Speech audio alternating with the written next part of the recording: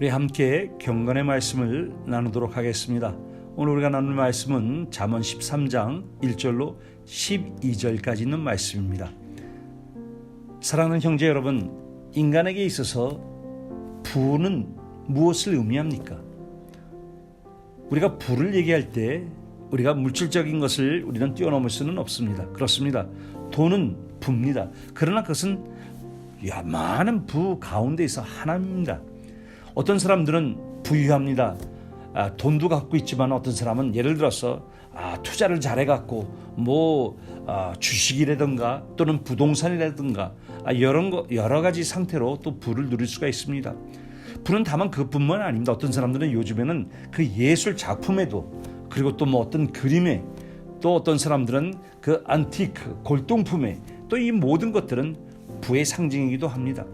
그런데 또 부가 있습니다. 그 부는 뭐냐면은 사람과의 관계입니다. 얼마만큼 우리가 많은 사람과 또 중요한 사람과 자기가 그렇게 네트워크를 하고 있는가, 이 사람과의 관계도 부가 됩니다.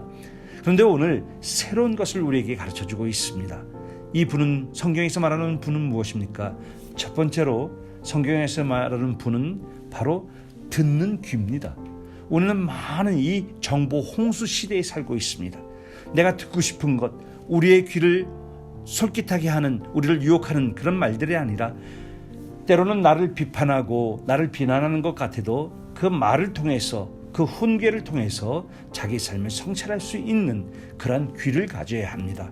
그래서 자기 삶에 대해서 훈계하는 말이 있을 때 그것을 듣는 자가 지혜로운 귀를 가진 사람이요, 그 사람은 듣는 귀, 부의 귀를 가진 사람입니다. 그리고 또 두 번째로 또 다른 부가 있습니다. 그것은 뭐냐면 우리의 언어가 바로 부입니다. 그 상황에, 그 시간에, 그 대화하는 사람에게 합당하고 가장 적절한 말을 전하는 그 말이 바로 우리의 재산이 되고 부가 되는 것입니다. 그래서 우리가 어떤 말을 합니까? 이 말을 통해서 다른 사람을 세워주고 용기를 주고 소망을 주고, 그렇다면 바로 우리에게는 또 이 언어의 부가 있습니다. 그리고 세 번째로는 이렇게 세계에서 유명한 이 부호들, 특별히 억만장자들, 이런 사람들 보면은 공통점이 하나 있는데, 이 사람들은 다 독서광이라고 하는 것입니다. 책을 읽습니다. 그렇습니다. 우리는 책을 읽어야 합니다. 이 책은 우리로 하여금 시대를 뛰어넘고 또 이 지역과 거리를 뛰어넘어 여러 곳에 있는 사람들과 책을 통해서 대화를 하고 그 사람들의 생각을 읽고 시대의 흐름을 볼 수가 있습니다. 그렇습니다. 우리는 책을 읽어야 합니다. 책이 또한 우리의 부가 됩니다.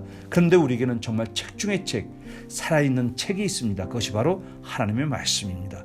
그래서 우리는 매일 하나님의 말씀을 읽고 묵상해야 합니다. 하나님의 말씀을 듣고 우리는 그렇게 그 하나님의 말씀으로 말을 전해야 합니다. 그리고 하나님의 말씀을 읽어야 합니다. 묵상해야 합니다. 이것이 지혜로운 자가 가진 부입니다.